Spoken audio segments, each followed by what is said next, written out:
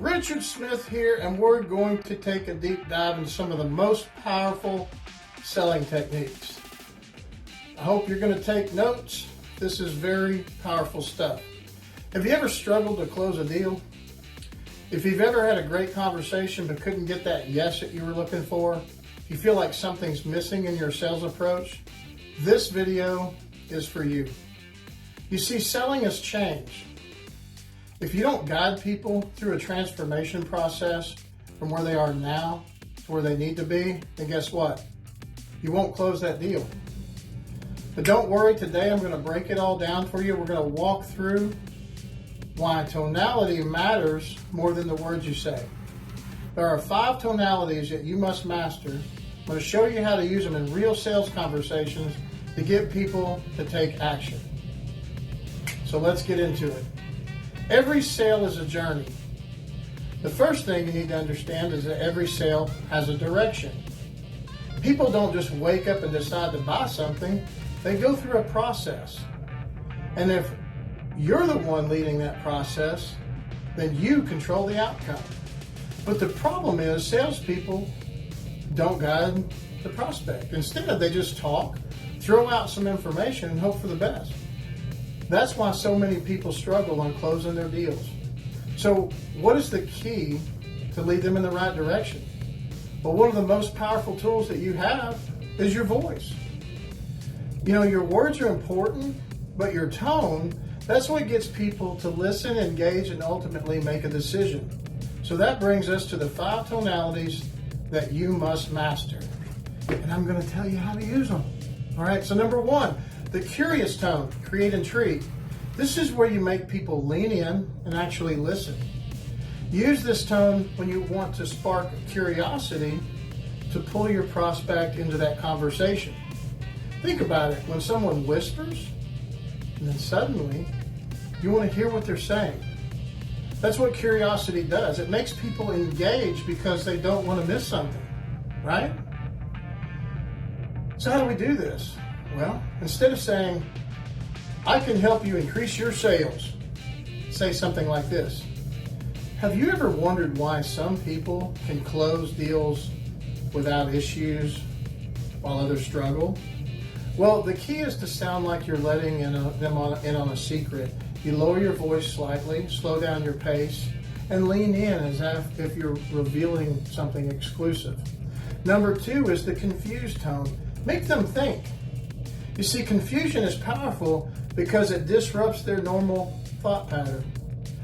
When you ask a question in a confused tone, your prospect will stop and think. It forces them to engage on a deeper level. How do we do this? Well, instead of saying, you need this solution, say, wait, hold on. You've been struggling with this for how long now? And you still haven't found a way to fix it? The slight pause and confused tone makes them reflect on their situation. This is especially powerful when you're handling objections, because when people hear a confused tone, they instinctively want to explain their reasoning. And that's why you can guide them to a better solution. Number 3, the playful tone. Break resistance. Sales should never feel stiff or robotic. People buy from people they like. That's why adding a playful tone can make a conversation more engaging and natural. So how do we do this?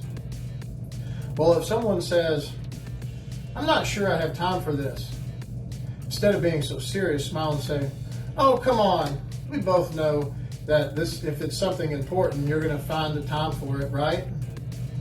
The key is to keep it light. This tone makes people feel comfortable. It lowers the defenses and creates a connection.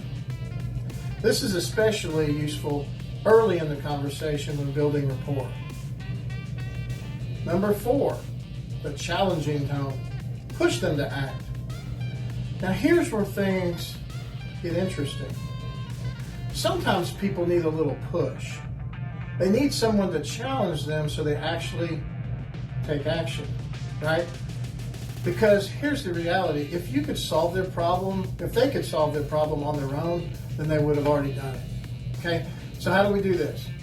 Instead of saying, I think this will help you, say, listen, If you keep waiting, you're going to be in the exact same place a year from now. And you know it. So what's really stopping you? You see, this tone should be firm but supportive. You're not attacking them, you're just calling them forward. This is one of the most powerful tools that you can use when someone is on the fence, right? Number 5 is the concern tone. Show you care. You know, at the end of the day, people want to feel understood, right? And the concern tone is how you show them that you truly care about their success. So how do we do this? Well, instead of asking, why haven't you done this yet? Ask in a softer tone, what's really holding you back? Let's figure this out together.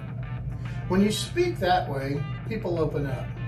And when they open up, you can help them move past their fears and objections. This tone is especially important at the closing stage because people don't buy logically, they buy emotionally. And if they feel like you genuinely care, they'll trust you. Now, knowing these tonalities is one thing. Mastering them is going to be a way to change the game, right? So here's how to practice. Number 1, record yourself. Take a sales pitch or even a normal conversation, record it, play it back, pay attention to your tone. Number 2, practice mirroring. Watch interviews or listen to great speakers and mimic their tonal shifts. Number 3, role play with a friend. Have someone act as if they're a prospect. Practice switching between tones naturally. Number 4, use them in daily life. Next time you're telling a story, making a point, intentionally use these tones to see how people react. You see, the more you do this, the more natural it becomes. And before you know it, you'll be closing deals effortlessly. That word stumbles me. So now that you've got the 5 tonalities, here's a challenge. Pick one tonality to practice this week.